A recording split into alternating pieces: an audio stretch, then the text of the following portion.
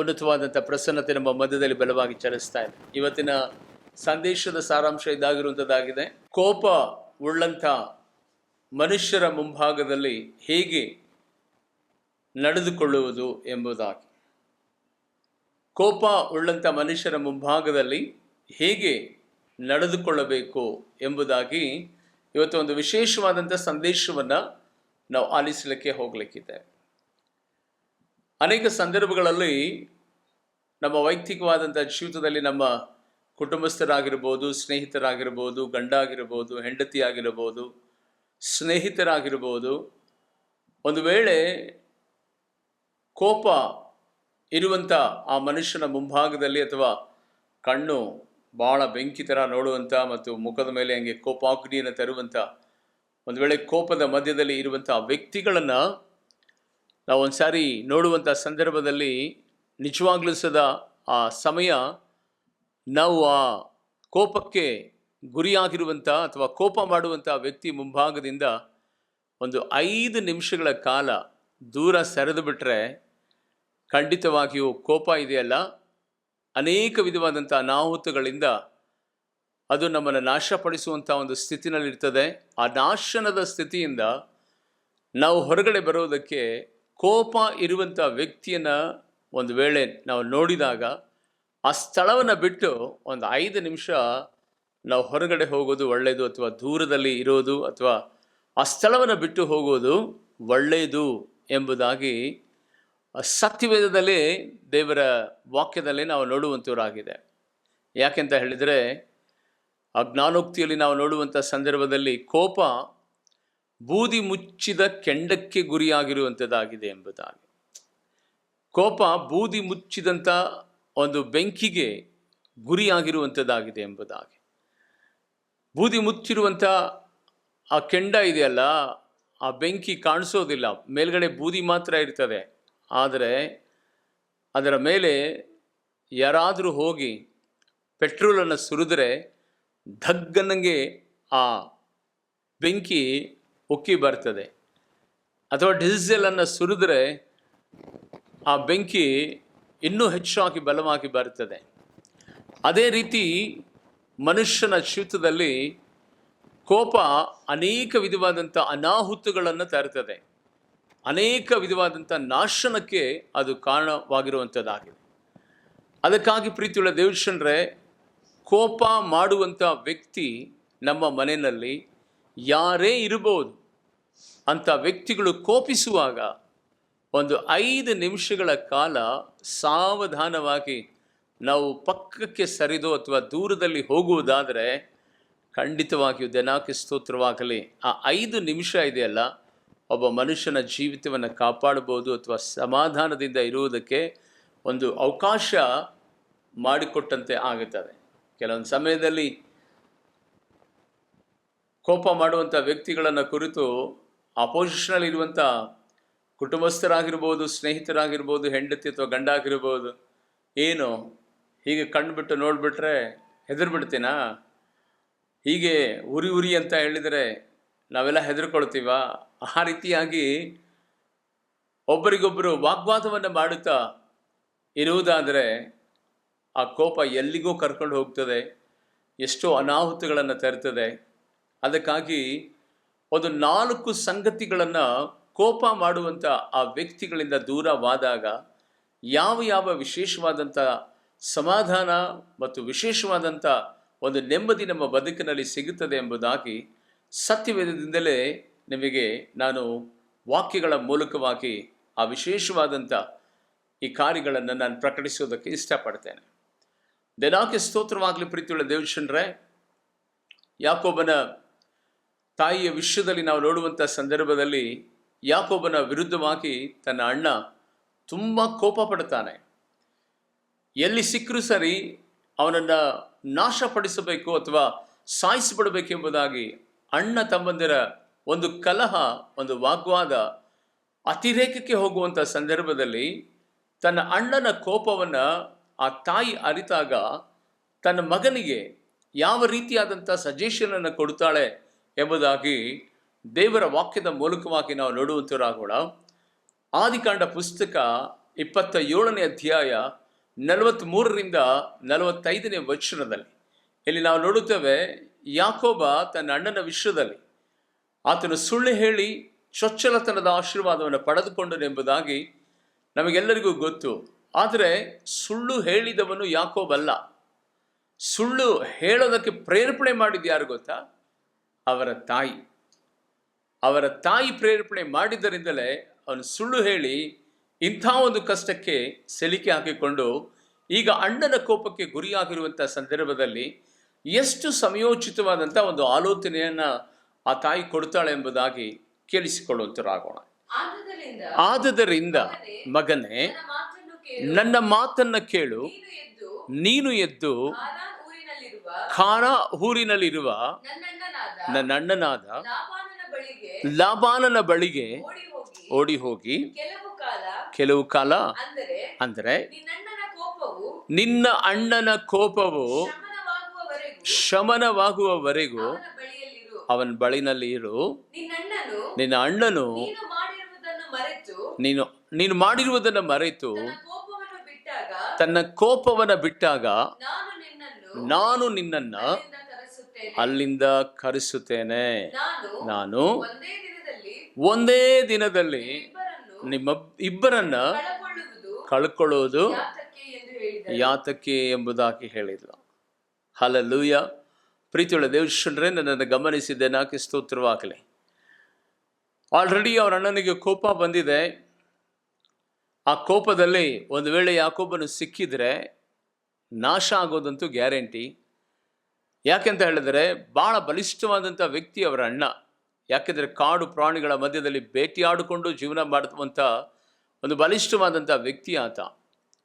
ಯಾಕೋಬನು ಚಿಕ್ಕವನು, ಅವನ ಅಣ್ಣನ ವಿರುದ್ಧವಾಗಿ ಏನು ಮಾತನಾಡೋಕ್ಕಾಗಲ್ಲ, ಏನು ಹೇಳೋದಕ್ಕೂ ಆಗಲ್ಲ ಅಂತ ಒಂದು ಪರಿಸ್ಥಿತಿ ಇರುವಂಥ ಸಂದರ್ಭದಲ್ಲಿ ತನ್ನ ತಾಯಿ ನೋಡ್ರಿ ಎಷ್ಟು ಸಮಯೋಚಿತವಾದಂಥ ಒಂದು ಆಲೋಚನೆ ಹೇಳ್ತಿದ್ದಾಳಂದರೆ, ಒಂದು ವೇಳೆ ಕೋಪಕ್ಕೆ ಗುರಿಯಾಗಿ ಇಬ್ಬರು ಕಾದಾಡಿ ಒಂದೇ ದಿನದಲ್ಲಿ ಸತ್ತು ಹೋದರೆ ನಾನು ಇಬ್ಬರನ್ನ ಕಳ್ಕೊಳ್ಬೇಕಾಗ್ತದೆ ಎಂಬುದಾಗಿ ಈ ತಾಯಿ ಯೋಚನೆ ಮಾಡಿ ತನ್ನ ಅಣ್ಣ ಅಂದರೆ ಲಾಬಾನನ ಮನೆಗೆ ನೀನು ಹೋಗು, ಪೆದ್ದಾನ್ ಖಾರಾನ್ ಎನ್ನುವಂಥ ಸ್ಥಳಕ್ಕೆ ನೀನು ಹೋಗ್ಬಿಟ್ಟು ಅಲ್ಲಿ ನೀನು ಇರು ಎಂಬುದಾಗಿ ಹೇಳಿ ಈ ತಾಯಿ ಹೇಳ್ತಾಳೆ. ಅದರ ಜೊತೆಯಲ್ಲಿ ಯಾವಾಗ ನಿಮ್ಮ ಅಣ್ಣನ ಕೋಪ ಕಡಿಮೆ ಆಗ್ತದೋ ಆವಾಗ ನಾನು ನಿನ್ನನ್ನು ಕರೆಸ್ಕೊಳ್ತೇನೆ, ಅಲ್ಲಿ ತನಕ ತಿರುಗಿ ನೀನು ಬರಬೇಡ ಎಂಬುದಾಗಿ. ಹೌದು ದೇವಜನರೇ, ದೇವರ ಸನ್ನಿಧಾನದಲ್ಲಿ ಲೋಕದಲ್ಲಿ ಒಂದು ಮಾತಿದೆ, ಒಂದು ಘಳಿಗೆ ನಾವು ಆ ಕೋಪದಲ್ಲಿ ಸುಮ್ಮನಿದ್ರೆ ಅಥವಾ ಈ ರೀತಿಯಾಗಿ ಆಲೋಚನೆ ಮಾಡಿ ಆ ಸ್ಥಳವನ್ನು ಬಿಟ್ಟು ಹೋದರೆ 100 ಕಾಲ ಜೀವಿಸುವಂಥ ಒಂದು ಕೃಪೆ ನಮಗೆ ದೊರೆಯುವಂಥದ್ದಾಗಿದೆ. ಯಾಕೆಂತ ಹೇಳಿದರೆ ಇವತ್ತಿನ ದಿನಮಾನಗಳಲ್ಲಿ ನಾವು ನೋಡುತ್ತೇವೆ, ಕೋಪ ಅದು ಬೆಂಕಿಯೋಪಾದಿಯಲ್ಲಿ, ಬೂದಿ ಮುಚ್ಚಿದ ಕೆಂಡದೋಪಾದಿಯಲ್ಲಿ ಎಂಬುದಾಗಿ ನಾವು ಕೇಳಿದೆವು. ಅದು ಯಾವಾಗ ಯಾರನ್ನ ಬೇಕಾದರೂ ಸುಟ್ಟು ಬಿಡಬಹುದು, ಯಾರನ್ನ ಬೇಕಾದರೂ ನಾಶ ಪಡಿಸಬಹುದು. ಆ ಕೋಪಕ್ಕೆ ಗಂಡ, ಹೆಂಡತಿ, ಮಕ್ಕಳು ಅಥವಾ ಯಾವುದೇ ವಿಧವಾದ ವ್ಯಕ್ತಿಗಳು ಅದಕ್ಕೆ ಅಡ್ಡ ಬಂದಿರಿಸದ ಆ ಕೋಪಕ್ಕೆ ಯಾವ ರೀತಿಯಾದಂಥ ಒಂದು ಪರಿಸ್ಥಿತಿ ಇರ್ತದೆ ಎಂಬುದಾಗಿ ಇವತ್ತು ನೋಡುವಾಗ ಅನೇಕ ಜನರನ್ನು ನಾವು ಸೆರೆಮನೆಗಳಲ್ಲಿ ನೋಡುತ್ತೇವೆ. ಜೈಲುಗಳಲ್ಲಿ ಹೋಗುವಂಥ ಸಂದರ್ಭದಲ್ಲಿ ಅವರು ಏನೇನು ತಪ್ಪೇ ಮಾಡಿರಲ್ಲ, ಆದರೆ ಕೋಪದ ಬಾಯಿಗೆ ತಮ್ಮ ಜೀವಿತವನ್ನು ಕೊಟ್ಟು, ಕೋಪಕ್ಕೆ ಅವರು ತಮ್ಮ ಜೀವಿತವನ್ನು ಒಪ್ಪಿಸಿಕೊಟ್ಟು ಏನೋ ಅಚಾನಕ್ಕಾಗಿ ಯಾರಿಗೋ ಹೊಡೆದು, ಯಾರಿಗೋ ಏಟು ಬಿದ್ದು, ಯಾರೋ ಸತ್ತು ಹೋಗಿ ಸುಮ್ಮನೆ ಪಶ್ಚಾತ್ತಾಪ ಪಟ್ಟು ಒಳಗಡೆ ಜೈಲಿನ ಆ ಯಾತನೆಯನ್ನ, ನೋವನ್ನ ಅನುಭವಿಸ್ತಾ ಇರ್ತಾರೆ. ಕೆಲವೊಂದು ಸಂದರ್ಭಗಳಲ್ಲಿ ನೋಡುವಂಥ ಸಂದರ್ಭದಲ್ಲಿ ಅವ್ರು ಹೇಳುವಂಥ ಸಂಗತಿಯನ್ನು ಗೊತ್ತಾ, ಅಯ್ಯೋ ನಾನು ಅವತ್ತು ಸ್ವಲ್ಪ ಸಮಾಧಾನವಾಗಿದ್ದಿದ್ರೆ ಖಂಡಿತವಾಗಿಯೂ ನನ್ನ ಬದುಕಿನಲ್ಲಿ ಹೀಗೆ ಆಗ್ತಿರಲಿಲ್ಲ ಎಂಬುದಾಗಿ ಹೇಳಿ ಬಹಳ ಜನ ಕಳವಳ ಪಡುವುದನ್ನು ನಾನು ಕೇಳಿದ್ದೇನೆ. ಪ್ರೀತಿಯುಳ್ಳ ದೇವಜನರೇ, ನಾನು ಕಳೆದ ಆ ರಿಸರೆಕ್ಷನ್ ಡೇ ಸಂದೇಶವನ್ನು ನೀವು ಕೇಳುವಂಥ ಸಂದರ್ಭದಲ್ಲಿ ಮಾನವನಿಗೆ ಅತ್ಯಂತ ದೊಡ್ಡದಾದಂಥ ಆಶೀರ್ವಾದ ಯಾವುದು ಅಂದರೆ ಸಮಾಧಾನ ಅಂತ. ಮಾನವನಿಗೆ ಅತ್ಯಂತ ದೊಡ್ಡದಾದಂಥ ಆಶೀರ್ವಾದ ಯಾವುದು ಅಂತ ಹೇಳಿದರೆ ಸಮಾಧಾನ ಅಂತ. ನಾವೆಲ್ಲರೂ ಸುದ ಅಂದ್ಕೊಂಡಿರ್ತೇವೆ ಆಶೀರ್ವಾದ ಅಂದರೆ ಸಂಪತ್ತು, ಅಡು, ಆಸ್ತಿ, ಬಂಗ್ಲೆ, ಕಾರು, ಬೆಳ್ಳಿ, ಬಂಗಾರ, ಒಳ್ಳೆ ಉದ್ಯೋಗ, ಒಳ್ಳೆ ಹುದ್ದೆ, ಇದು ನಮಗೆ ಆಶೀರ್ವಾದ ಎಂಬುದಾಗಿ ಅನೇಕರು ನಾವು ಅನ್ಕೊಂಡಿರ್ತೇವೆ. ಪ್ರೀತಿಯುಳ್ಳ ದೇವಜನರೇ, ಇದಕ್ಕಿಂತಲೂ ಸದಾ ಮಿಗಿಲಾದಂಥ ಒಂದು ಆಶೀರ್ವಾದ ಯಾವುದು ಎಂಬುದಾಗಿ ನೆನೆಸುವಾಗ ಒಬ್ಬ ಮನುಷ್ಯನಿಗೆ ಆ ರೀತಿಯಾದಂಥ ಅಭಿವೃದ್ಧಿ ಅಥವಾ ಹಣ, ಆಸ್ತಿ, ಅಂತಸ್ತು ಅದು ಆಶೀರ್ವಾದವಾಗಿ ಕಾಣಬಹುದು. ಆದರೆ ಒಬ್ಬ ಮನುಷ್ಯನಿಗೆ ಎಲ್ಲ ಇದ್ದು ಸಮಾಧಾನ ಇಲ್ಲದೆ ಹೋದರೆ ಅವನ ಜೀವಿತದಲ್ಲಿ ಏನು ಸಾಧನೆ ಮಾಡೋದಕ್ಕೆ ಆಗಲ್ಲ. ಎಷ್ಟೋ ಜನ ಕಣ್ಣೀರಿಡ್ತಾರೆ, ಗೋಳಾಡ್ತಾರೆ. ಏನಂತ ಗೋಳಾಡ್ತಾರೆ ಗೊತ್ತಾ? ಕೋಟ್ಯಾಂತರ ರೂಪಾಯಿ ಹಣ ಇರ್ತದೆ, ಕೋಟಿ ಕೋಟಿ ಲೆಕ್ಕದಲ್ಲಿ ಮನೆಗಳನ್ನು ಕಟ್ಟಿರ್ತಾರೆ, ಕೋಟ್ಯಾಂತರ ರೂಪಾಯಿ ಕಾರುಗಳಲ್ಲಿ ಓಡಾಡ್ತಾ ಇರ್ತಾರೆ. ಬಹಳ ಹೆಸರು ಪ್ರಖ್ಯಾತಿಯನ್ನು ಪಡೆದುಕೊಂಡಿರುವಂತಹ ವ್ಯಕ್ತಿಗಳ ಜೀವಿತವನ್ನು ಗಮನಿಸುವಂತ ಸಂದರ್ಭದಲ್ಲಿ ಹೆಂಡತಿ ತನ್ನ ಗಂಡನ ವಿಷಯದಲ್ಲಿ ಹೇಳ್ತಾರೆ, ಅಯ್ಯೋ ಈ ಆಸ್ತಿ, ಈ ಅಂತಸ್ತು, ಈ ಐಶ್ವರ್ಯ ನನಗೆ ಬೇಕೇ ಆಗಿಲ್ಲ, ನನ್ನ ಮನೆಯಲ್ಲಿ ಸಮಾಧಾನನೇ ಇಲ್ಲ ಅಂತ. ಗಂಡ ಹೇಳುವಂತ ಸಾಕ್ಷಿ ಏನು ಗೊತ್ತಾ? ಏನೆಲ್ಲ ಇದ್ರು ಏನು ಬಂತು ಜೀವಿತದಲ್ಲಿ, ಆದರೆ ನೆಮ್ಮದಿ ಇಲ್ಲ, ಸಂತೋಷ ಇಲ್ಲ.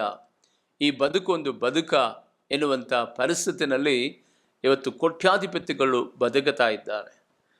ಒಬ್ಬ ಮನುಷ್ಯನ ಜೀವಿತದಲ್ಲಿ ಯಾವುದು ಆಶೀರ್ವಾದಕರವಾಗಿ ಇರ್ತದೆ ಎಂಬುದಾಗಿ ನೆನೆಸುವಾಗ ಆತ್ಮೀಯ ದೇವಜನರೇ, ನೀನು ಬಂಗಾರದ ತಟ್ಟಿನಲ್ಲಿ ನೀನು ಊಟ ಮಾಡ್ತಾ ಇರುವುದಾದರೂ, ಪ್ರತಿ ದಿನವೂ ಸದಾ ಬಂಗಾರದ ಮಂಚದ ಮೇಲೆ ನೀನು ಮಲಗ್ತಾ ಇರುವುದಾದರೂ, ಅಲ್ಲಿ ನಿದ್ದೆ ಬರದೆ ಹೋದರೆ, ಅಲ್ಲಿ ನಿನಗೆ ಸಮಾಧಾನ ಇಲ್ಲದೆ ಹೋದರೆ, ಖಂಡಿತವಾಗಿಯೂ ಅದು ಯಾವುದು ಸದಾ ನಿನ್ನ ಜೀವಿತದಲ್ಲಿ ಉಪಯೋಗಕ್ಕೆ ಬರೋದೇ ಇಲ್ಲ.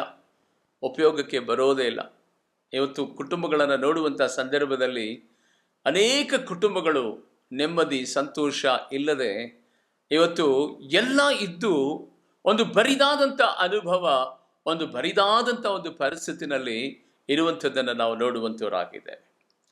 ಆದರೆ ದೇವರ ಮಕ್ಕಳ ನಿಜವಾಗ್ಲೂ ಸದಾ ಆ ಕಳೆದು ಹೋಗಿರುವಂಥ ಆ ಸಮಾಧಾನ, ಕಳೆದೇ ಹೋಗಿರುವಂಥ ಆ ಆಶೀರ್ವಾದ ಮತ್ತೆ ನಮ್ಮ ದೇವರು ನಮಗೆ ಕೊಡೋದಕ್ಕೆ ಸಾಮರ್ಥ್ಯವುಳ್ಳವನಾಗಿದ್ದಾನೆ. ಆದರೆ ನಾವು ತಿರುಗಿ ಆತನ ಸನ್ನಿಧಾನದಲ್ಲಿ ನಾವು ನಮ್ಮ ಬದುಕನ್ನು ಕಟ್ಟಿಕೊಂಡಾಗ ಮಾತ್ರ ಆ ಸಮಾಧಾನವನ್ನು ದೇವರು ಕಟ್ಟಿಕೊಡೋದಕ್ಕೆ ಇಷ್ಟವುಳ್ಳವನಾಗಿದ್ದಾನೆ. ದೇವರಿಗೆ ಸ್ತೋತ್ರವಾಗಲಿ. ಇಲ್ಲಿ ಗಮನಿಸಬೇಕಾದಂಥ ಒಂದು ಸಂಗತಿ, ಪ್ರೀತಿಯುಳ್ಳ ದೇವಜನರೇ, ಯಾಕೋಬನು 20 ವರ್ಷಗಳ ನಂತರ ತಿರುಗಿ ತನ್ನ ಅಣ್ಣನನ್ನು ಎದುರುಗೊಳ್ಳೋದಕ್ಕೋಸ್ಕರವಾಗಿ ಬರ್ತಾನೆ. ಮೊದಲನೇ ಪಾಯಿಂಟ್ ಏನಂದ್ರೆ, ದೇವರಿಗೆ ಸ್ತೋತ್ರವಾಗಲಿ ಆತ್ಮೀಯ ದೇವಜನರೇ, ತನ್ನ ತಾಯಿ ಹೇಳಿದಂಥದ್ದೇನು ಗೊತ್ತಾ? ಅವನ ಕೋಪ ತಣ್ಣಗಾಗುವ ತನಕ ದೂರ ಇರಬೇಕು. ನಿನ್ನ ಬದುಕಿನಲ್ಲಿ ಸದಾ ಯಾರೇ ಕೋಪಿಸ್ತರು ಅಥವಾ ಕೋಪ ಮಾಡಿಕೊಳ್ಳುವಂಥ ವ್ಯಕ್ತಿಗಳು ಇರುವಾಗ ಒಂದು 5 ನಿಮಿಷಗಳ ಕಾಲ ದೂರ ಇರಬೇಕು. ಇದು ಮೊದಲನೇ ಪಾಯಿಂಟ್. ಎರಡನೇ ಒಂದು ಸಂಗತಿಯನ್ನು ಗೊತ್ತಾದೆ, ನಾಕೆ ಸ್ತೋತ್ರವಾಗಲಿ ಆತ್ಮೀಯ ದೇವಜನರೇ, ದೇವರು 20 ವರ್ಷಗಳ ನಂತರ ಯಾಕೋಬನನ್ನು ಸಕಲ ವಿಧವಾದ ಸಮೃದ್ಧಿಯಿಂದ ಆತನು ಕರ್ಕೊಂಡು ಬಂದು ತನ್ನ ಅಣ್ಣನನ್ನ ಎದುರು ನೋಡೋದಕ್ಕೋಸ್ಕರವಾಗಿ ಬರ್ತಾನೆ. ಎದುರು ನೋಡೋದಕ್ಕೆ ಬರುವಂಥ ಸಂದರ್ಭದಲ್ಲಿ ತನ್ನ ಹೆಂಡತಿಯರನ್ನ, ತನ್ನ 11 ಜನ ಮಕ್ಕಳನ್ನ, ಅನೇಕ ವಿಧವಾದಂಥ ಪಾಳಿಯ ಕುರಿ ದನಗಳನ್ನ ಆ ಹೆಬ್ಬೋ ಕೊಳೆ ದಡವನ್ನು ದಾಟಿಸಿದ ನಂತರ ಆತನು ಒಬ್ಬಂಟಿಯಾಗಿ ಆ ಹೆಬ್ಬೋ ಕೊಳೆಯ ದಡದ ಪಕ್ಕದಲ್ಲಿ ಕೂತುಕೊಂಡು ಪ್ರಾರ್ಥನೆ ಮಾಡಿದ್ದಾನೆ.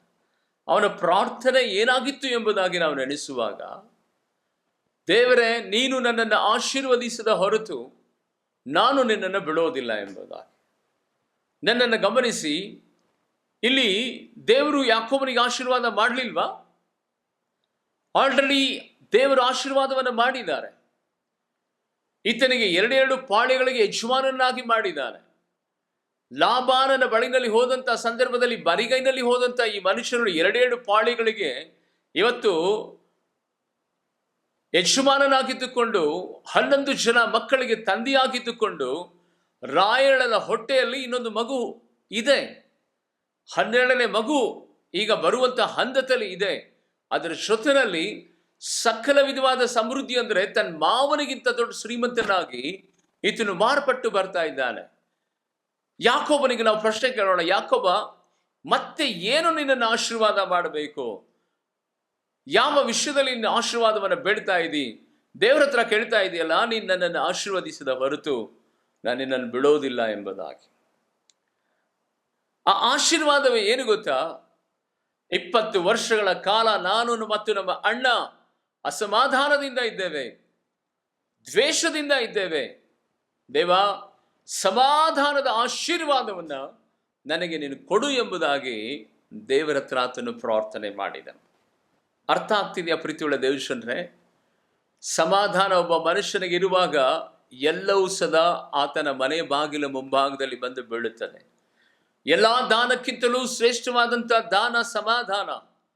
ಎಂತಹ ಪರಿಸ್ಥಿತಿನಲ್ಲೂ ಸದಾ ನಮ್ಮ ನಾಲಿಗೆಯನ್ನ, ನಮ್ಮ ಜೀವಿತವನ್ನ, ನಮ್ಮ ಆಲೋಚನೆಗಳನ್ನ ಉದ್ವೇಗಕ್ಕೆ ಅಥವಾ ವೈಯಕ್ತಿಕವಾದ ದ್ವೇಷಕ್ಕೆ, ಅಸೂಯೆಗೆ ನಮ್ಮ ಬದುಕನ್ನು ಬಿಟ್ಟು ಕೊಡಬಾರದು.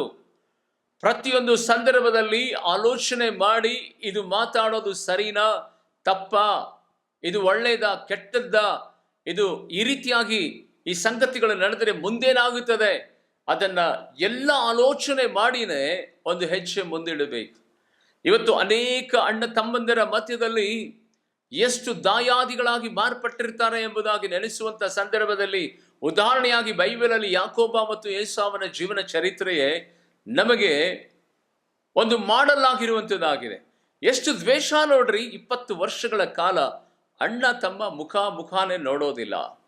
ಸಂಬಂಧಗಳು ಎಷ್ಟು ಕ್ರೂರತ್ವದಿಂದ ತುಂಬಲ್ಪಟ್ಟಿರ್ತದೆ. ಒಬ್ಬರ ಮುಖ ಒಬ್ಬರ ನೋಡಂಗಿಲ್ಲ. ತಂದೆ ಇದ್ದಾರೆ, ತಾಯಿ ಇದ್ದಾರೆ, ಅಣ್ಣ ಇದ್ದಾನೆ, ತಮ್ಮ ಇದ್ದಾನೆ, ಯಾರೋ ಹೇಗೋ ಬದುಕು ಅವರ ಜೀವಿತದಲ್ಲಿ ನೋಡುವಾಗ ಅವರ ಜೀವನ ಚಿತ್ರವಾಗಿ ಆ ವೇದನೆಯಿಂದ ತುಂಬಿದಂಥ ಒಂದು ಪರಿಸ್ಥಿತಿ. ಇವತ್ತು ಸದಾ ಈ ಸಂದೇಶವನ್ನು ಆಲಿಸುತ್ತಿರುವಂಥ ದೇವ ಮಕ್ಕಳೇ, ಇವತ್ತು ನಿಮ್ಮ ಬದುಕಿನಲ್ಲಿ ಅಣ್ಣ ತಮ್ಮಂದಿರ ಮಧ್ಯದಲ್ಲಿ ದ್ವೇಷ, ಅಸೂಯೆ, ಆಸ್ತಿ ಕಲಹ, ವೈಯಕ್ತಿಕವಾದಂಥ ಅನೇಕ ವಿಧವಾದಂಥ ತಡೆಗಳ ಮಧ್ಯದಲ್ಲಿ ಸಿಕ್ಕಿ ಹಾಕಿಕೊಂಡು ಇವತ್ತು ಸಮಾಧಾನ ಇಲ್ಲದ ಹಾಗೆ ಇರುವುದಾದರೆ, ಕರ್ತನ ಸನ್ನಿಧಾನದಲ್ಲಿ ಮೊದಲು ದೇವರ ಸಮಕ್ಷಮದಲ್ಲಿ ಯಾಕೋಬನು ಈ ರೀತಿಯಾಗಿ ದೇವರ ಸನ್ನಿಧಾನದಲ್ಲಿ ಪ್ರಾರ್ಥನೆ ಮಾಡಿದರೆ, ನನ್ನನ್ನು ಆಶೀರ್ವದಿಸಪ್ಪ, ಆಶೀರ್ವದಿಸದ ಹೊರತು ನಾನು ನಿನ್ನನ್ನು ಬಿಡಲ್ಲಪ್ಪ ಎಂಬುದಾಗಿ. ಇವತ್ತು ದೇವರ ನಾಮಕ್ಕೆ ಸ್ತೋತ್ರವಾಗಲಿ. ನಿಮ್ಮ ಅಣ್ಣ ತಮ್ಮಂದಿರ ಮಧ್ಯದಲ್ಲಿ, ಅಕ್ಕ ತಂಗಿಯರ ಮಧ್ಯದಲ್ಲಿ, ಗಂಡ ಹೆಂಡತಿಯರ ಮಧ್ಯದಲ್ಲಿ ಇವತ್ತು ಆ ಸಮಾಧಾನವನ್ನು ಕಳೆದುಕೊಂಡಿರುವುದಾದರೆ, ನಿಮಗೊಂದು ಸತ್ಯ ಹೇಳ್ತೇನೆ, ಈ ಪ್ರಪಂಚದಲ್ಲಿ ಯಾರೂ ಸದಾ ಯಾವ ಮನುಷ್ಯನಿಗೆ ಸಮಾಧಾನ ಕೊಡೋದಕ್ಕೆ ಆಗಲ್ಲ.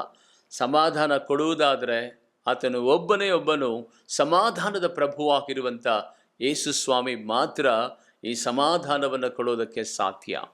ಈ ಸಮಾಧಾನವನ್ನು ಕೊಡೋದಕ್ಕೆ ಸಾಧ್ಯ.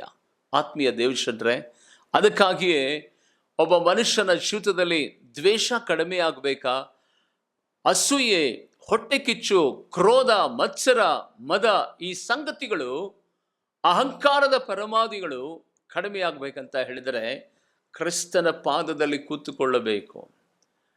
ಕುಟುಂಬದಲ್ಲಿ ಇವತ್ತು ಯಾವ ವಿಧವಾದಂಥ ತಡೆಗಳು ಅಥವಾ ಇಕ್ಕಟ್ಟುಗಳು, ಪ್ರತಿಕೂಲಗಳು, ಗಂಡ ಹೆಂಡತಿಯರ ಮಧ್ಯದಲ್ಲಿ ವಾಗ್ವಾದ, ಈ ರೀತಿಯಾದಂಥ ಒಂದು ಪರಿಸ್ಥಿತಿಗಳು ನಿಮ್ಮ ಕುಟುಂಬದಲ್ಲಿ ಇರುವುದಾದರೆ ಫಸ್ಟ್ ನೀವು ದೇವರ ಪಾದದಲ್ಲಿ ಕೂತುಕೊಳ್ಳ್ರಿ.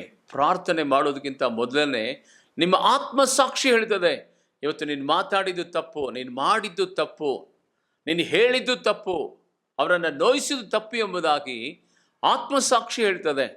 ಕರ್ತನ ಸನ್ನಿಧಾನದಲ್ಲಿ ನಾವು ಪರರ ತಪ್ಪನ್ನು ಕ್ಷಮಿಸದೆ ಹೋದರೆ ನಮ್ಮ ತಂದೆಯಾದ ದೇವರು ನಮ್ಮ ತಪ್ಪನ್ನು ಕ್ಷಮಿಸೋದಿಲ್ಲ. ಯಾಕೆಂದರೆ ಕರ್ತನ ವಾಗ್ದಾನ ಈ ರೀತಿಯಾಗಿ ಹೇಳುವಂಥದ್ದಾಗಿದೆ, ಯಾರ ಮೇಲಾದರೂ ಕೋಪ, ದ್ವೇಷ ಇರುವುದಾದರೆ ನೀನು ಆರಾಧನೆ ಮಾಡುವಂಥ ಸಂದರ್ಭದಲ್ಲಿ ಆ ಕಾಣಿಕೆ ಆ ಬಾಕ್ಸಿನ ಪಕ್ಕದಲ್ಲಿ ಇಟ್ಟು ಮೊದಲು ಯಾರು ನಿನ್ನ ಮೇಲೆ ದ್ವೇಷ ಮಾಡಿದ್ದಾರೋ ಅಥವಾ ನೀನು ಯಾರ ಮೇಲೆ ದ್ವೇಷ ಮಾಡಿದೆಯೋ ಅವರ ಜೊತೆಯಲ್ಲಿ ನೀನು ಒಂದಾದ ನಂತರ ಬಂದು ಕಾಣಿಕೆಯನ್ನು ಕೊಡು ಎಂಬುದಾಗಿ.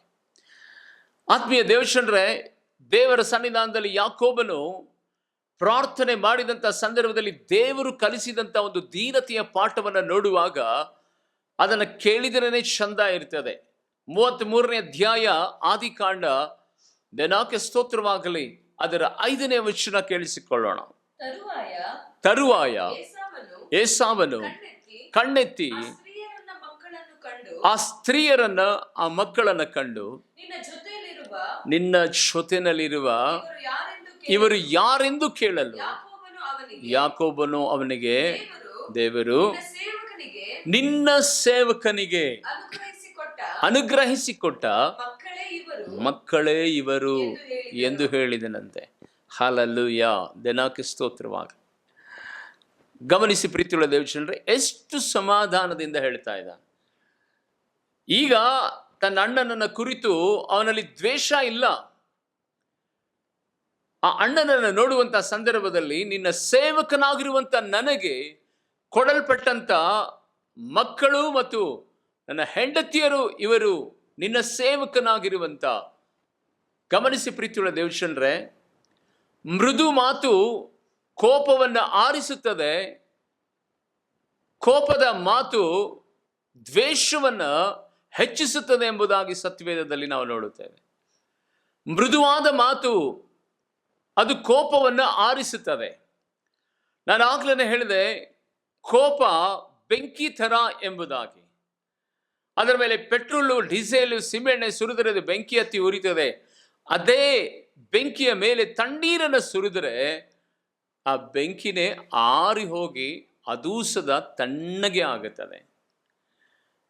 ಇಲ್ಲಿ ಎಷ್ಟೊಂದು ಸಮಾಧಾನದಿಂದ ನಿನ್ನ ಸೇವಕನಾಗಿರುವಂತ ನನಗೆ ಕೊಡಲ್ಪಟ್ಟಂತ ಮಕ್ಕಳು ಇವರು, ನಿನ್ನ ಸೇವಕನ ಮಕ್ಕಳು ಇವರು ಎಂಬುದಾಗಿ ಹೇಳಿ ಒಬ್ಬ ರಾಜನಿಗೆ ಹೇಳುವ ರೀತಿಯಲ್ಲಿ ತನ್ನಲ್ಲಿ ತಾನು ತಗ್ಗಿಸಿಕೊಂಡು ಸಮಾಧಾನವನ್ನ ಆತನು ನುಡಿತಾ ಇದ್ದಾನೆ. ಅವನಲ್ಲಿ ಅಹಂಕಾರ ಸತ್ತು ಹೋಯಿತು, ಗರ್ವ ಸತ್ತಿ ಹೋಯಿತು. ಇವತ್ತು ಅನೇಕ ಕುಟುಂಬಗಳಲ್ಲಿ ನೋಡುವಂತ ಸಂದರ್ಭದಲ್ಲಿ ದಿನಕ್ಕೆ ಸ್ತೋತ್ರವಾಗಲಿ, ಹೆಂಡತಿ ಬಾಯಿಗೆ ಬಂದೆ ಹೇಳ್ತಾರೆ, ಗಂಡ ಬಾಯಿಗೆ ಬಂದಂಗೆ ಬೈತಾರೆ. ನೀನಂದ್ರೆ ನಿಮ್ಮಪ್ಪ, ನೀನಂದ್ರೆ ನಾನು ಅವನೇ, ನೀನು ಹಾಗೆ ಅಂದ್ರೆ ನಾನು ಹೀಗೆ ಎಂಬುದಾಗಿ ಗರ್ವದ ಮಾತನ್ನು ಆಡಿ ಇವತ್ತು ಕುಟುಂಬಗಳು ಹಾಳಾಗಿ ಹೋಗ್ತಾ ಇದ್ದಾವೆ. ಗರ್ವದ ಮಾತಿನಿಂದ ಉಗುರಿನಲ್ಲಿ ಹೋಗುವಂತ ಕೆಲಸಗಳು, ಕೊಡಲಿಯನ್ನು ತೆಗೆದುಕೊಂಡು ಪ್ರಾಣವನ್ನೇ ಬಿಟ್ಟಂತ ಒಂದು ಪರಿಸ್ಥಿತಿಗಳು ಇವತ್ತು ಅನುಭವಿಸ್ತಾ ಇದ್ದಾರೆ. ಕರ್ತನ ಮಕ್ಕಳಾಗಿರುವಂತ ದೇವ ಮಕ್ಕಳೇ, ದೇವರಿಗೆ ಸ್ತೋತ್ರವಾಗಲಿ. ಸಮಾಧಾನದ ಪ್ರಭುವನ್ನು ಆರಾಧಿಸುತ್ತಿರುವಂತ ನನ್ನ ನಿನ್ನ ಬದುಕಿನಲ್ಲಿ ಶತ್ರು ಎಷ್ಟೇ ಬಲಿಷ್ಠನಾಗಿರುವುದಾದರೂ, ಅವನಲ್ಲಿ ಅನೇಕ ವಿಧವಾದಂಥ ಆಯುಧಗಳು, ತಂತ್ರೋಪಾಯಗಳು ಇರುವುದಾದರೂ ಸದಾ ದೇವರಿಗೆ ಸ್ತೋತ್ರವಾಗಲಿ. ಸಮಾಧಾನದ ಮಾತು ದೇವರಿಗೆ ಸ್ತೋತ್ರವಾಗಲಿ ಒಬ್ಬ ಮನುಷ್ಯನನ್ನ ಕರಗಿಸುತ್ತದೆ, ಒಬ್ಬ ಮನುಷ್ಯನನ್ನ ಅದು ಪ್ರೀತಿಸುವಂಥದ್ದಾಗಿದೆ. ಅದನ್ನೇ ಇಲ್ಲಿ ಮಾಡಿ ಆ ಏಸಾವನಿಗೆ, ಆತನ ಪ್ರೀತಿಗೆ ತಮ್ಮನಾಗಿರುವಂಥ ಯಾಕೋಬನು ಮೆಚ್ಚುಗೆಯನ್ನ ಆತನು ಹೊಂದಿಕೊಳ್ಳುತ್ತಾನೆ. ಆತನ ಮೆಚ್ಚುಗೆಗೆ ಆತನು ಪಾತ್ರನಾಗುತ್ತಾನೆ. 8-9ನೇ ವಚನ ಕೇಳಿಸಿಕೊಳ್ಳೋಣ. ಏಸಾವನು ದಾರಿಯಲ್ಲಿ ಕಂಡ ಆ ಪಶುಗಳ ಆ ಹಿಂಡುಗಳು ಯಾತಕ್ಕೆ ಅಂತ ಕೇಳಲು ಯಾಕೋಬನು, ನೋಡಿ ದೇವರಿಗೆ ಸ್ತೋತ್ರವಾಗಲಿ, ಅವ ದೇವರಿಗೆ ಮಾತನಾಡೋ ರೀತಿಯಲ್ಲಿ ಮಾತನಾಡ್ತಾ ಇದ್ದಾನೆ. ಸ್ವಾಮಿಯವರ ದಯ. ಆಗ್ಲೇ ಹೇಳಿದ ನಿನ್ನ ಸೇವಕನ ಮಕ್ಕಳು ಇವರು ಎಂಬುದಾಗಿ. ಈಗ ಮಾತನಾಡ್ತಾ ಇದ್ದಾನೆ ಸ್ವಾಮಿಯವರ ದಯ ದೊರಕಬೇಕೆಂದು ನಾನು ತಮಗೆ ಕಳಿಸಿಕೊಟ್ಟನು ಅಂದನು. ದೇವರಿಗೆ ಸ್ತೋತ್ರವಾಗಲಿ. ಏಸಾವನು ನನಗೆ ಬೇಕಾದಷ್ಟು ಆಸ್ತಿ ಉಂಟು, ನಿನ್ನದು ನಿನಗೆ ಇರಲಿ ಅಂದನು. ಯಾಕೋಬನು ಹಾಗೆ ಅಪ್ಪಣೆ ಕೊಡಕೂಡದು, ನೀನು ನನ್ನ ಮೇಲೆ ಕಟಾಕ್ಷವಿಟ್ಟು ಅಂಗೀಕರಿಸಬೇಕು. ನಿನ್ನನ್ನು ನೋಡಿದ್ದು, ವಾವ್, ಹಲ್ಲೆಲೂಯಾ, ದೇವರಿಗೆ ಸ್ತೋತ್ರವಾಗಲಿ. ನಿನ್ನನ್ನು ನೋಡಿದ್ದು ದೇವರನ್ನ ನೋಡಿದ ಹಾಗಾಯಿತು. ಪ್ರೀತಿಯುಳ್ಳ ದೇವಜನರೇ, ದೇವರಿಗೆ ಸ್ತೋತ್ರವಾಗಲಿ.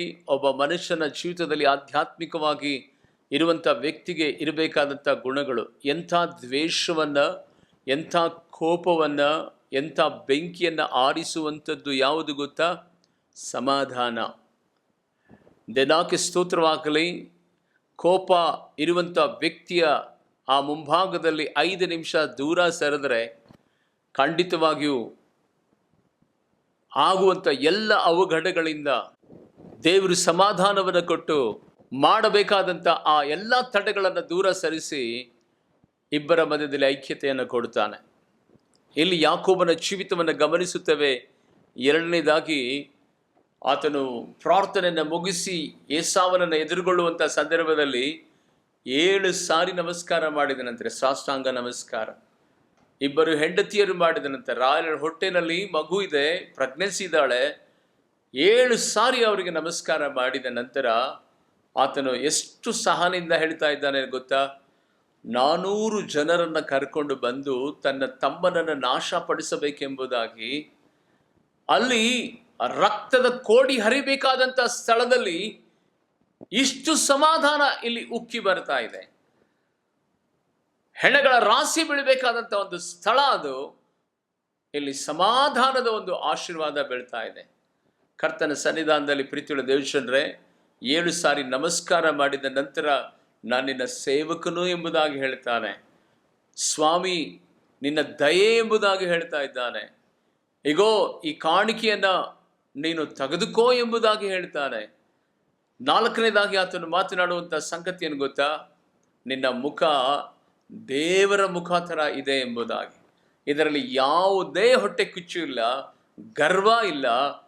ಯಾಕೋಬನಿಗೆ ಒಂದು ಗೊತ್ತಿತ್ತು, ಏನಂತ ಹೇಳಿದರೆ, ಖಂಡಿತವಾಗಿಯೂ ಇನ್ನು ಮುಂದೆ ನನ್ನ ಅಣ್ಣನನ್ನು ಬಿಟ್ಟು ನಾನು ಬದುಕಬಾರದು, ನನ್ನ ಅಣ್ಣನ ಜೊತೆಯಲ್ಲಿ ವಾಸ ಮಾಡಬೇಕು. ಕಾರಣ ಏನಂತ ಹೇಳಿದರೆ, ಪರಿಸ್ಥಿತಿ ಒಂದು ವೇಳೆ ಅವನಿಗೆ ದ್ವೇಷ ತರೋ ಹಾಗೆ ಮಾಡಿದ್ದು ನನ್ನಿಂದಲೇ. ಆ ತಪ್ಪನ್ನು ನಾನೇ ತಿದ್ದುಕೊಳ್ತೇನೆ, ಆ ತಪ್ಪಿಗಾಗಿ ಕ್ಷಮಾಪಣೆ ಕೇಳ್ತೇನೆ. ಆ ತಪ್ಪಿನ ನಿಮಿತ್ತವಾಗಿ 20 ವರ್ಷ ನಾವಿಬ್ಬರು ದೂರ ಆಗಿದ್ವಿ. 20 ವರ್ಷಗಳ ನಂತರ ದೇವರು ಇವತ್ತು ನಮ್ಮನ್ನು ಒಟ್ಟು ಮಾಡ್ತಾ ಇದ್ದಾನೆ.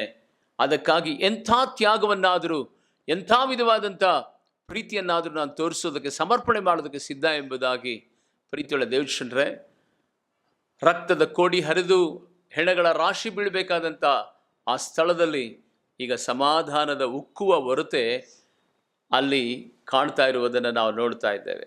ದೇವರಿಗೆ ಸ್ತೋತ್ರವಾಗಲಿ. ಕೋಪ ಒಬ್ಬ ಮನುಷ್ಯನನ್ನು ಹೇಗೆ ತಣ್ಣಗೆ ಆಗಿಸುತ್ತದೆ ಎನ್ನುವುದಕ್ಕೆ ಯಾಕೋಬನೇ ಅದ್ಭುತವಾದಂಥ ಒಂದು ಸಾಕ್ಷಿಯನ್ನು ಇಲ್ಲಿ ತೋರ್ಪಡಿಸುವುದನ್ನು ನಾವು ನೋಡುತ್ತೇವೆ. ಒಂದು ಕುಟುಂಬ, ಆ ಕುಟುಂಬದ ವಿಷಯದಲ್ಲಿ ತುಂಬ ದುಃಖಕರವಾದಂಥ ಘಟನೆ. ಪ್ರೀತಿಯುಳ್ಳ ದೇವಜನರೇ, ಗಂಡ ಹೆಂಡತಿ ಯಾವಾಗಲೂ ಗಲಾಟೆ ಮಾಡೋದು, ಯಾವಾಗಲೂ ವಾಗ್ವಾದದಿಂದ ತುಂಬಲ್ಪಡುವಂಥ ಒಂದು ಪರಿಸ್ಥಿತಿ. ಒಂದು ದಿನ ಸಂಜೆ ಮನೆಗೆ ಬಂದಂಥ ಸಂದರ್ಭದಲ್ಲಿ ಇಬ್ಬರು ತುಂಬ ಗಲಾಟೆ ಮಾಡಿಕೊಳ್ತಾರೆ. ಗಲಾಟೆ ಮಾಡಿಕೊಂಡು ಇಬ್ಬರು ಸದಾ ಊಟ ಮಾಡಲ್ಲ. ಮಕ್ಕಳು ಒಂದು ಕಡೆ, ಇಬ್ಬರು ಮಕ್ಕಳಿರ್ತಾರೆ. ಇವರಿಬ್ಬರು ಗಲಾಟೆ ಮಾಡಿಕೊಂಡು ನೀನಂದರೆ ನಾನು, ನಾನಂದರೆ ನೀನು, ಅಹಂಕಾರದಿಂದ ತುಂಬಿ ತುಳುಕುವಂಥ ಒಂದು ಪರಿಸ್ಥಿತಿ. ಹೆಂಡತಿ ಯಾವಾಗಲೂ ಮನೆಯಲ್ಲಿ ಇರ್ತಾಳೆ, ಡಾಮಿನೇಟ್ ಮಾಡ್ತಾಳೆ ಗಂಡನನ್ನು. ಗಂಡ ಸ್ವಲ್ಪ ಮೃದು ಸ್ವಭಾವದವನು. ಅವತ್ತು ರಾತ್ರಿ ಗಲಾಟೆ ಆದಾಗ ಬೆಳಿಗ್ಗೆ ಗಂಡ ಎದ್ದು ಕೆಲಸಕ್ಕೆ ಹೋಗುವಾಗ ಹೀಗೆ ಹೇಳ್ತಾನೆ, ಮತ್ತೆ ಬರ್ತೀನಿ ನಿನಗೆ, ಬರುವಂಥ ಸಂದರ್ಭದಲ್ಲಿ ಸುಮ್ಮನೆ ಬಿಡೋದಿಲ್ಲ, ಖಂಡಿತವಾಗಿಯೂ ಒಂದು ಗತಿನ ನಾನು ನಿನಗೆ ಕಾಣಿಸುತ್ತೇನೆ, ಎಲ್ಲಿ ತನಕ ಬೇಕಾದರೂ ಹೋಗಲಿ, ನಾನಂತೂ ನಿನ್ನನ್ನು ಉಳಿಸೋದಿಲ್ಲ ಎಂಬುದಾಗಿ ಹೇಳಿ ಆತನು ಹೊರಡುವಂಥ ಸಂದರ್ಭದಲ್ಲಿ ಈ ಹೆಂಡತಿನೂ ಸದಾ ಸುಮ್ಮನಿರಲ್ಲ. ನೀನು ಅದನ್ನೆಲ್ಲ ಮಾಡುವಂಥ ಸಂದರ್ಭದಲ್ಲಿ ನಾನೇನು ಉರುಗಡ್ಲೆ ತಿನ್ನೋದಿಲ್ಲ, ನನಗೂ ಗೊತ್ತು, ನಿನಗಿಂತ ಜಾಸ್ತಿ ಚೆನ್ನಾಗಿ ಗೊತ್ತು, ನೀನೇನು ನನಗೆ ಮಾಡೋಕ್ಕಾಗಲ್ಲ, ನೀನು ಯಾವಾಗಲೂ ಹೀಗೆ ಎಂಬುದಾಗಿ ಹೇಳಿ ಊಟ ಬಿಟ್ಟು ಅವನು ಹೋಗ್ತಾನೆ ಕೆಲಸಕ್ಕೆ ಹೋದಂಥ ಸಂದರ್ಭದಲ್ಲಿ ಇವಳು ಮನೆಯಲ್ಲಿ ಇರ್ತಾಳೆ. ಸರಿಸುಮಾರು 4 ಗಂಟೆಗೆ ಒಂದು ಕಾಲ್ ಬರ್ತದೆ. ಕಾಲ್ ಬರುವಂಥ ಸಂದರ್ಭದಲ್ಲಿ ಆ ಕಾಲ್ ಮಾಡಿದಂಥ ವ್ಯಕ್ತಿ ಹೇಳ್ತಾನೆ, ಅಮ್ಮ ನಿನ್ನ ಹೆಸರು ಮೇರಿನಾ ಅಂತ ಕೇಳ್ತಾರೆ. ಹೌದು, ನನ್ನ ಹೆಸರು ಮೇರಿನೇ ಅಂತ. ಓಕೆ, ನಿಮ್ಮ ಮನೆ ಎಲ್ಲಿದೆ? ಇಲ್ಲೇ ಹತ್ತಿರದಲ್ಲಿ ಇದೆ, ಈ ಏರಿಯಾ ಅಂತ ಹೇಳ್ತಾಳೆ. ಆವಾಗ ನಿನ್ನ ಗಂಡ ಇಂಥ ಆಫೀಸಲ್ಲಿ ಕೆಲಸ ಮಾಡ್ತಾನಾ? ಹೌದು, ಅಂತ ಆಫೀಸ್ನಲ್ಲಿ ಕೆಲಸ ಮಾಡ್ತಾನೆ. ಇದನ್ನೆಲ್ಲ ಯಾಕೆ ಕೇಳ್ತಾ ಇದ್ದೀರಿ? ಇಲ್ಲಿ ಒಂದು ಘೋರವಾದಂಥ ಆಕ್ಸಿಡೆಂಟ್ ಆಗಿದೆ. ಆ ಆಕ್ಸಿಡೆಂಟ್ ಆದಂಥ ಸಂದರ್ಭದಲ್ಲಿ ಅವನ ಜೇಬನ್ನು ನಾವು ಸರ್ಚ್ ಮಾಡಿದ್ದೀವಿ, ಸರ್ಚ್ ಮಾಡಿದಾಗ ಒಂದು ಚಿಕ್ಕದಾದಂಥ ಡೈರಿ ಸಿಕ್ತು. ಆ ಡೈರಿನಲ್ಲಿ ನಿನ್ನ ಹೆಸರು, ನಿನ್ನ ಮಕ್ಕಳ ಹೆಸರು, ನೀವಿರುವಂಥ ವಿಳಾಸ, ನಿಮ್ಮ ಫೋನ್ ನಂಬರ್ ಅದರಲ್ಲಿ ಇತ್ತು. ಅದಕ್ಕೋಸ್ಕರವಾಗಿ ನಾವು ಫೋನ್ ಮಾಡಿದ್ದೀವಿ, ಇವನು ನಿನ್ನ ಗಂಡನೇ ಇರಬೇಕು, ನೋಡಮ್ಮ ವಿಡಿಯೋ ಕಾಲ್ ಮಾಡ್ತೀನಿ ಎಂಬುದಾಗಿ ಹೇಳಿ ವಿಡಿಯೋ ಕಾಲನ್ನು ಮಾಡೋದಕ್ಕೆ ಹೋಗ್ತಾರೆ. ಈಗ ಆಲ್ರೆಡಿ ರಕ್ತದ ಮಡುವಿನಲ್ಲಿ ಅವನು ಬಿದ್ದೋಗಿರುವಂಥ ಒಂದು ಪರಿಸ್ಥಿತಿನಲ್ಲಿ ವಿಡಿಯೋ ಕಾಲ್ ಮಾಡೋಕ್ಕೆ ಹೋಗಿ ಆ ಫೋನ್ ಸ್ವಿಚ್ ಆಫ್ ಆಗಿಬಿಡ್ತಾನೆ. ಆ ಫೋನ್ ಸ್ವಿಚ್ ಆಫ್ ಆದಾಗ ಅಯ್ಯೋ ನನ್ನ ಗಂಡ ಸತ್ತು ಹೋದನ, ಇಂಥ ಒಂದು ಪರಿಸ್ಥಿತಿ ಬಂತಲ್ಲ ಎಂಬುದಾಗಿ ಹೇಳಿ ಆಗ ಇವಳಿಗೆ ದುಃಖ ಬರ್ತದೆ. ತುಂಬ ಗೋಳಾಡ್ತಾಳೆ, ಫೋನ್ ಮಾಡ್ತಾಳೆ, ಆ ಕಡೆಯಿಂದ ರಿಸೀವ್ ಮಾಡಲ್ಲ, ಫೋನ್ ಸ್ವಿಚ್ ಆಫ್ ಆಗಿದೆ. ಯಾವ ಸ್ಥಳದಲ್ಲಿ ಆಕ್ಸಿಡೆಂಟ್ ಆಗಿದೆ, ಯಾವ ಪರಿಸ್ಥಿತಿನಲ್ಲಿದ್ದಾನೆ ನನ್ನ ಗಂಡ, ಏನು ಮಾಡೋದು ಎಂಬುದಾಗಿ ಇವಳಿಗೆ ತೋಚೋದಿಲ್ಲ. ಎದೆ ಬಡ್ಕೊಂಡು ಹೊರಗಡೆ ಬೀದಿನಲ್ಲಿ ಬಂದು ಗೋಳಾಡ್ತಾ ಕಣ್ಣೀರಿಟ್ಟು, ಅಯ್ಯೋ ನನ್ನ ಜೀವನ ಹಿಂಗಾಯ್ತಲ್ಲ, ಈ ಇಬ್ಬರು ಮಕ್ಕಳನ್ನು ಯಾರು ನೋಡ್ತಾರೆ, ನನ್ನ ಗಂಡನು ಸುಧಾ ನನ್ನ ಕೈ ಬಿಟ್ಟು ಹೋದನಲ್ಲ ಅಂತ ಎದೆ ಬಡ್ಕೊಂಡು ಇರುವಂಥ ಸಂದರ್ಭದಲ್ಲಿ ಬೀದಿನಲ್ಲಿರುವಂಥ ಎಲ್ಲ ಜನರು ಕೂಡ್ಕೊಂಡು ಬರ್ತಾರೆ, ಕೇಳ್ತಾರೆ, ಅಮ್ಮ ಎಲ್ಲಿ ಆಕ್ಸಿಡೆಂಟ್ ಆಗಿದೆ, ಯಾರು ನನಗೆ ಕಾಲ್ ಮಾಡಿದ್ದು ಅಂತ ಕೇಳುವಾಗ ಈ ನಂಬರ್ಗೆ ಕಾಲ್ ಮಾಡಿದ್ರು, ಆ ನಂಬರ್ ಸ್ವಿಚ್ ಆಫ್ ಆಗಿದೆ, ಈಗ ನನಗೇನು ಮಾಡೋಕ್ಕಾಗಲ್ಲ, ಅಡ್ರೆಸ್ ಸುಧಾ ಗೊತ್ತಿಲ್ಲ, ಎದೆ ಬಡ್ಕೊಂಡು ಅಳ್ತಾ ಇದ್ದಾಳೆ. ಅಯ್ಯೋ ಎಂಥ ಪರಿಸ್ಥಿತಿ ಬಂತು, ನನ್ನ ಗಂಡನನ್ನು ತಂದು ಕೊಡ್ರಿ, ನನ್ನ ಗಂಡನನ್ನು ಮತ್ತೆ ತಿರುಗಿ ಕೊಡ್ರಿ, ಅಯ್ಯೋ ಎಂಬುದಾಗಿ ಹೇಳಿ ಕಣ್ಣೀರನ್ನು ಇಟ್ಟು ಗೋಳಾಡ್ತಿರುವಂಥ ಸಂದರ್ಭದಲ್ಲಿ ಅವರೆಲ್ಲ ಹೇಳ್ತಾರೆ, ಅಡ್ರೆಸ್ಸು ಗೊತ್ತಿಲ್ಲ, ಯಾವ ಸ್ಥಳನಂತೂ ಗೊತ್ತಿಲ್ಲ ಎಂಬುದಾಗಿ ಎಲ್ಲರೂ ಸಂತೈಸ್ತಾ ಇದ್ದಾರೆ. ಸಂತೈಸ್ತಿರುವಂಥ ಸಂದರ್ಭದಲ್ಲಿ ಹಿಂದೆ ತಿರುಗಿ ನೋಡುವಂಥ ವೇಳೆಯಲ್ಲಿ ಅವ್ರ ಗಂಡ ನಡ್ಕೊಂಡು ಬ್ಯಾಗ್ ಹಿಡ್ಕೊಂಡು ಬರ್ತಾ ಇರ್ತಾನೆ. ಅವಾಗ ಅವರೆಲ್ಲರೂ ಹೇಳ್ತಾರೆ, ನಿನ್ನ ಗಂಡ ಸತ್ತೋದು ಅಂತ ಹೇಳಿದೆ, ನಿನ್ನ ಗಂಡ ನೋಡಲ್ಲಿ ಡ್ಯೂಟಿ ಮುಗಿಸ್ಕೊಂಡು ಬ್ಯಾಗ್ ಹಿಡ್ಕೊಂಡು ಬರ್ತಾ ಇದ್ದಾನೆ ಎಂಬುದಾಗಿ ಹೇಳುವಂಥ ಸಂದರ್ಭದಲ್ಲಿ ಗಂಡ ಬರುವಾಗ ಓಡೋಡಿ ಹೋಗಿ ಆತನನ್ನು ಬಾಚಿ ತಪ್ಪಿಕೊಂಡು ಹೀಗೆ ಹೇಳ್ತಾಳೆ, ಇನ್ನು ಮೇಲೆ ನಾನು ಗಲಾಟೆ ಮಾಡೋದಿಲ್ಲ, ಇನ್ನು ಮೇಲೆ ಯಾವತ್ತೂ ಸದಾ ನೀನು ವಿರೋಧವಾಗಿ ಮಾತಾಡಲ್ಲ, ನನ್ನನ್ನು ಕ್ಷಮಿಸಿಬಿಡು, ನೀನು ಸತ್ತು ಹೋದೆ ಎಂಬುದಾಗಿ ಹೇಳಿ ನನಗೆ ಕಾಲ್ ಬಂದಿತ್ತು, ಆಕ್ಸಿಡೆಂಟಲ್ಲಿ ಸತ್ತು ಹೋದರು ಎಂಬುದಾಗಿ ಹೇಳಿ ನನಗೆ ಹೇಳಿದರು, ನೀನು ಬದುಕು ಬಂದಿದೆಯಲ್ಲ, ಇನ್ನು ಮೇಲೆ ನಾನು ಈ ರೀತಿಯಾಗಿ ತಪ್ಪನ್ನು ಮಾಡೋದಿಲ್ಲ ಎಂಬುದಾಗಿ ಕಣ್ಣೀರಿಟ್ಟು ಗೋಳಾಡುತ್ತಾ ತನ್ನ ಗಂಡನ್ನು ಬಿಡ್ತಾ ಇಲ್ಲ. ಮತ್ತೆ ಸತ್ತು ಹೋದ್ರು ಅಂತ ಹೇಳಿದ್ರಲ್ಲ, ಅದೇನು ಕತೆ ಎಂಬುದಾಗಿ ಕೇಳುವಾಗ ಬೆಳಿಗ್ಗೆ ನನ್ನ ಪರ್ಸ್ ಕಳ್ಳತನವಾಯಿತು, ಆ ಪರ್ಸ್ನಲ್ಲಿ ನನ್ನ ಚಿಕ್ಕದಾದಂಥ ಡೈರಿ ಸದಾ ಇತ್ತು, ಒಂದು ವೇಳೆ ಆ ಕಳ್ಳತನ ಮಾಡಿರುವಂಥ ಆ ವ್ಯಕ್ತಿ ಆಕ್ಸಿಡೆಂಟಲ್ಲಿ ಸತ್ತಿರ್ಬೋದು, ನಾನೆಲ್ಲ ಸತ್ತಿದ್ದು, ಅವನು ಸತ್ತೋಗಿರ್ಬೋದು ಎಂಬುದಾಗಿ ಹೇಳಿ ಆ ಡೈರಿನ ನೋಡಿ ನಿನಗೆ ಕಾಲ್ ಮಾಡಿರ್ಬೋದು ಎಂಬುದಾಗಿ ಹೇಳ್ತಾರೆ. ಆ ಸಂದರ್ಭದಲ್ಲಿ ಅವನ ಹೆಂಡತಿ ಹೇಳ್ತಾಳೆ, ಇನ್ನು ಮುಂದೆ ನಮ್ಮ ಲೈಫಲ್ಲೇ ನಾವು ಯಾವತ್ತೂ ಗಲಾಟೆ ಮಾಡೋದು ಬೇಡ, ಇನ್ನು ಮುಂದೆ ನಾವು ಸಮಾಧಾನವಾಗಿ ಇರೋಣ ಎಂಬುದಾಗಿ ಹೇಳಿ ಅವತ್ತು ಇಬ್ಬರು ಒಂದಾಗ್ತಾರೆ. ದೇನಾಕೆ ಸ್ತೋತ್ರವಾಗಲಿ. ಪ್ರೀತಿಯುಳ್ಳ ದೇವಚಂದ್ರೇ, ಇದ್ದಾಗ ಎಲ್ಲರೂ ಸದಾ ಹಿಂಸೆ ಕೊಡ್ತಾರೆ, ಇದ್ದಂಥ ಸಂದರ್ಭದಲ್ಲಿ ಎಲ್ಲರೂ ಸದಾ ದ್ವೇಷ ಅಸೂಯೆ ಮಾಡ್ತಾರೆ. ನೀವು ನೋಡ್ರಿ, ಸತ್ತು ಹೋದಂಥ ವ್ಯಕ್ತಿಯನ್ನು ನೋಡುವಾಗ ಭಾಳ ಒಳ್ಳೆಯವನು, ಭಾಳ ಒಳ್ಳೆಯವಳು, ಭಾಳ ಒಳ್ಳೆಯವನು, ಭಾಳ ಒಳ್ಳೆಯವನು ಎಷ್ಟು ಹೇಳ್ತಾರಂದ್ರೆ, ಇದ್ದಾಗ ಒಂದು ಹೊತ್ತು ಊಟ ಕೊಡೋದಕ್ಕೂ ಸದಾ ಮಾತಾಡೋ ಜನ ಇರ್ತಾರೆ. ಇರುವಂಥ ಸಂದರ್ಭದಲ್ಲಿ ಅನೇಕ ವೇಳೆಯಲ್ಲಿ ಇವನು ಯಾವಾಗ ಸತ್ತು ಹೋಗ್ತಾರೆ ಎಂಬುದಾಗಿ ಹೇಳಿ ದ್ವೇಷವನ್ನು ಇಟ್ಕೊಂಡು ಹಠ ಸಾಧನೆ ಮಾಡುವಂಥ ವ್ಯಕ್ತಿಗಳನ್ನು ನಾವು ನೋಡ್ತಾ ಇರ್ತೇವೆ. ಒಬ್ಬ ಮನುಷ್ಯನ ಜೀವಿತದಲ್ಲಿ ದಿನಾಕೆ ಸ್ತೋತ್ರವಾಗಲಿ.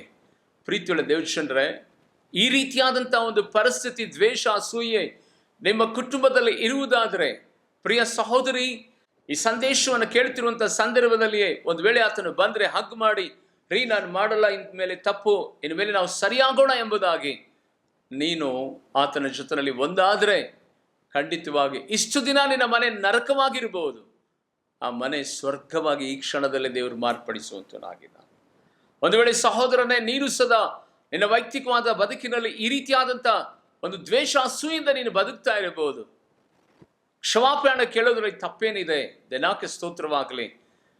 ಬೈಬಲಲ್ಲಿ ನಾವು ನೋಡುತ್ತೇವೆ, ಪರರ ತಪ್ಪನ್ನು ಕ್ಷಮಿಸದೆ ಹೋದರೆ ಪರಲೋಕದಲ್ಲಿರುವಂಥ ನಿಮ್ಮ ತಂದೆ ನಿಮ್ಮ ತಪ್ಪನ್ನು ಕ್ಷಮಿಸುವುದಿಲ್ಲ ಎಂಬುದಾಗಿ. ಯೇಸುವಿನ ನಾಮದಲ್ಲಿ ಇವತ್ತಿನ ದಿನಮಾನಗಳಲ್ಲಿ ಆ ದ್ವೇಷ, ಕೋಪ ಇದೆಯಲ್ಲ, ಎಷ್ಟೋ ಮನೆಯನ್ನು ನಾಶಪಡಿಸ್ತಾ ಇದೆ. ಎಷ್ಟೋ ಜನರು ನಾಶವಾಗಿ ಹೋಗ್ತಾ ಇದ್ದಾರೆ. ದೇವ ಮಕ್ಕಳೇ, ನಾವು ಕರ್ತನ ಸಂತತಿಯಾಗಿರುವುದರಿಂದ ಆ ಕಲ್ವಾರಿ ಕ್ರೂಶಿಯಲ್ಲಿ ಮೊಟ್ಟ ಮೊದಲನೇ ಪ್ರಾರ್ಥನೆ ಏನು ಗೊತ್ತಾ? ಈ ಲೋಕದಲ್ಲಿ ಇರುವಂಥ ಮಾನವರ ಎಲ್ಲರ ಆ ದ್ವೇಷ, ಅಸೂಯೆ, ಅವ್ರು ಎಷ್ಟು ಹಿಂಸೆ, ಎಷ್ಟು ಕ್ರೂರತ್ವ, ತಾನು ತನ್ನ ಕೈಯಾರೆ ಸೃಷ್ಟಿ ಮಾಡಿದಂಥ ಆ ಕೈಗಳೇ ಸೃಷ್ಟಿಕರ್ತನಾಗಿರುವ ಯೇಸುವನ್ನು ಹೊಡಿತಾವೆ, ಗಡ್ಡ ಹಿಡಿದು ಎಳಿತಾವೆ, ಬಟ್ಟೆ ಹರಿತಾರೆ, ಮುಖಕ್ಕೆ ಗುದ್ದುತ್ತಾರೆ, ಬೆನ್ನ ಮೇಲೆ ತಾನು ಸೃಷ್ಟಿ ಮಾಡಿದಂಥ ಆ ಮಕ್ಕಳ ಕೈಗಳೇ ಕೊರಡೆಯಿಂದ ಹೊಡಿತಾವೆ. ಆದೃಶದ ಕ್ರಾಂತಿಕಾರಕವಾದಂಥ ಒಂದು ಪ್ರಾರ್ಥನೆಯನ್ನು ಶಿಲುಬೆಯಲ್ಲಿ ಮಾಡ್ತಾರೆ. ನಾವು ಅಂದ್ಕೊಂಡಿರ್ತೀವಿ ಸಪ್ತ ಸ್ವರಗಳಲ್ಲಿ ಅದು ಮೊದಲನೇ ಸ್ವರ, ತಂದೆ ಇವರೇನು ಮಾಡುತ್ತಿರುವರು ಅರಿಯರು, ಇವರನ್ನು ಕ್ಷಮಿಸು ಎಂಬುದಾಗಿ. ಅದು ಸಪ್ತ ಸ್ವರಗಳಲ್ಲಿ ಮೊದಲನೇ ಸ್ವರ ಆಗಿರುವುದಾದರೂ ಅದು ಒಂದು ದೊಡ್ಡ ಪ್ರಾರ್ಥನೆ ತಂದೆಯಾದ ದೇವರಿಗೆ ಯೇಸು ಸ್ವಾಮಿ ಸಮರ್ಪಣೆ ಮಾಡ್ತಾ ಇದ್ದಾರೆ. ಹೌದು ಪ್ರೀತಿಯುಳ್ಳ ದೇವಜನರೇ, ಕರ್ತನ ಸನ್ನಿಧಾನದಲ್ಲಿ ಕ್ಷಮಾಗುಣ ಎಲ್ಲಿರ್ತದೋ ಅಲ್ಲಿ ಸಮಾಧಾನ ಇರ್ತದೆ. ಸಮಾಧಾನ ಇರುವಂಥ ಸ್ಥಳಗಳಲ್ಲಿ ಸಮಾಧಾನದ ಪ್ರಭುವಾಗಿರುವಂಥ ಯೇಸು ಅಲ್ಲಿ ಪ್ರಸನ್ನನಾಗ್ತಾನೆ. ಒಂದು ವೇಳೆ ನಿನ್ನ ಕುಟುಂಬದಲ್ಲಿ ಇವತ್ತು ದ್ವೇಷ, ಅಸೂಯೆ, ಕ್ರೋಧ, ಮತ್ಸರ, ಅನೇಕ ವಿಧವಾದಂಥ ಆ ಭಯ, ಕಳವಳದಿಂದ ಇವತ್ತು ನೀನು ತುಂಬಿರುವುದಾದರೆ, ಪ್ರಿಯ ತಾಯಿ, ಸಹೋದರ, ಸಹೋದರಿ, ಕರ್ತನ ಸನ್ನಿಧಾನದಲ್ಲಿ ಕೇಳಿದಂಥ ಈ ವಿಶೇಷವಾದಂಥ ಕಾರ್ಯಗಳು, ಒಂದು ವೇಳೆ ಕೋಪ ಗಂಡ ಮಾಡಿದ್ರು ಸರಿ, ಹೆಂಡತಿ ಮಾಡಿದ್ರು ಸರಿ, 5 ನಿಮಿಷ ಸರಿದು ಬಿಡು. ಕೋಪಿಸ್ತರ ಮುಂಭಾಗದಲ್ಲಿ ಒಂದು ವೇಳೆ ಅವರೇ ದೊಡ್ಡವರು ಅಂತ ಹೇಳಿ ನಮಸ್ಕಾರ ಮಾಡಿಬಿಡು. ಮೂರನೇ ಒಂದು ಸಂಗತಿ, ನೀನೇ ದೊಡ್ಡವನಪ್ಪ, ನೀನು ಸ್ವಾಮಿ ಇದ್ದಂಗೆ, ನೀನು ದೇವರಿದ್ದಂಗೆ ಎಂಬುದಾಗಿ ಹೇಳಿ ಅವನನ್ನು ಹೇಳಿಬಿಡು. ಯಾಕೋಬನ ನೋಡ್ರಿ, ಅವನಿಗಿರುವಂಥ ಎಲ್ಲ ದ್ವೇಷವನ್ನು ತನ್ನ ಅಣ್ಣನಿಂದ ದೂರ ಸರಿಸಿ ಅವನ ಪ್ರೀತಿಗೆ ಪಾತ್ರನಾದ ರೀತಿಯಲ್ಲಿ ಇವತ್ತು ಸಹ ನಾವೇನು ತಕ್ಕೊಂಡು ಹೋಗೋಲ್ಲ. ದಿನಾಕ್ಕೆ ಸ್ತೋತ್ರವಾಗಲಿ. ನಂಬಿಕೆ, ನಿರೀಕ್ಷೆ, ಪ್ರೀತಿ, ಇವುಗಳಲ್ಲಿ ಪ್ರೀತಿನೇ ದೊಡ್ಡದು. ಆ ಪ್ರೀತಿಯನ್ನು ಎಲ್ಲರಿಗೂ ಮಾಡೋಣ.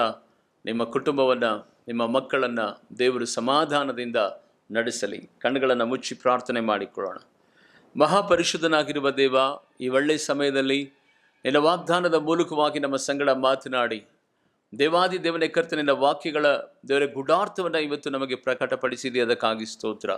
ಯೇಸುವಿನ ನಾಮದಲ್ಲಿ ಇವತ್ತು ಕೋಪ ಅನೇಕರ ಕುಟುಂಬಗಳನ್ನು ನಾಶಪಡಿಸ್ತಿರುವಂಥ ವೇಳೆಯಲ್ಲಿ ದೇವಾಕರ್ತನೆ, ಅಂಥ ಕುಟುಂಬಗಳಲ್ಲಿ ದೇವರೇ ನಿನ್ನ ಸಮಾಧಾನದ ಪ್ರಸನ್ನತೆ ಈಗಲೇ ಆವರಿಸಬೇಕೆಂಬುದಾಗಿ, ದೇವಾಕರ್ತನೆ, ಗಂಡ ಹೆಂಡತಿರು, ಮಕ್ಕಳು, ತಂದೆ ತಾಯಿಗಳು, ದೇವರೇ ಕರ್ತನೆ, ಊರಿನವರು, ದೇವರೇ ಕರ್ತನೆ, ಅಣ್ಣ ತಮ್ಮಂದಿರು, ದಾಯಾದಿಗಳು, ಕರ್ತನೆ, ಯಾರ್ಯಾರು ಕರ್ತನೆ ಸ್ವಾಮಿ ದ್ವೇಷ, ಅಸೂಯಿಂದ ಇದ್ದಾರೋ ಅವರ ಮೇಲೆ ದೇವರೇ ಕರ್ತನೆ ಸಮಾಧಾನದ ಕರಗಳು ಈಗಲೇ ಕರ್ತನೆ ಸ್ಪರ್ಶ ಮಾಡಲಿ.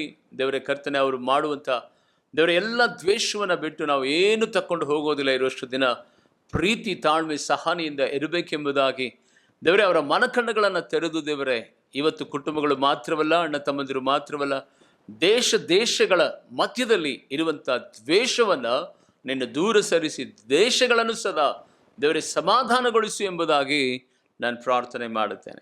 ತಂದೆಯಾದ ದೇವ ಕರ್ತನೆ, ಈ ಸಂದರ್ಭದಲ್ಲಿ ಈ ರೀತಿಯಾಗಿ ನಮ್ಮನ್ನು ಮಾತನಾಡಿ ನಿನ್ನ ಆತ್ಮನ ಮೂಲಕವಾಗಿ ಬಲಪಡಿಸಿದ್ದಕ್ಕಾಗಿ ಸ್ತೋತ್ರ.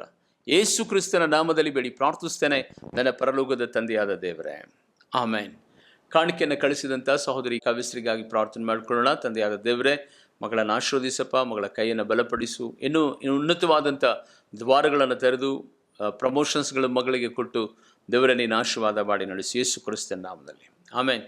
ಆತ್ಮೀಯ ದೇವಜನರೇ, ಕರ್ತನ ಸನ್ನಿಧಾನದಲ್ಲಿ ಈ ಸಂದೇಶಗಳನ್ನು ನಿಮ್ಮ ಅಣ್ಣ ತಮ್ಮಂದರಿಗೆ, ನಿಮ್ಮ ಬಂಧು ಬಾಂಧವರಿಗೆ, ಸ್ನೇಹಿತರಿಗೆ, ನಿಮ್ಮ ಸಭೆಯ ವಿಶ್ವಾಸಗಳಿಗೆ ಶೇರ್ ಮಾಡಿರಿ. ಇದುವರೆಗೆ ಸಬ್ಸ್ಕ್ರೈಬ್ ಮಾಡ್ಕೊಳ್ಳದೆ ಹೋಗಿರೋದಾದರೆ ಪಾಸ್ಟರ್ ಜೆ ವೆಂಕಟೇಶ್ ಎನ್ನುವಂಥ ಈ ಯೂಟ್ಯೂಬ್ ಚಾನಲನ್ನು ಸಬ್ಸ್ಕ್ರೈಬ್ ಮಾಡಿಕೊಳ್ಳ್ರಿ. ಪ್ರತಿ ಉದಯ ಕಾಲದಲ್ಲಿ 5 ಗಂಟೆಗೆ ಈ ಸಂದೇಶಗಳನ್ನು ಕೇಳಿ ನಿಮ್ಮ ದಿನವನ್ನು ಪ್ರಾರಂಭ ಮಾಡಿರಿ. ಕರ್ತನೂ ನಿಮ್ಮನ್ನು ಆಶೀರ್ವಾದ ಮಾಡಲಿ. ಆಮೇನ್.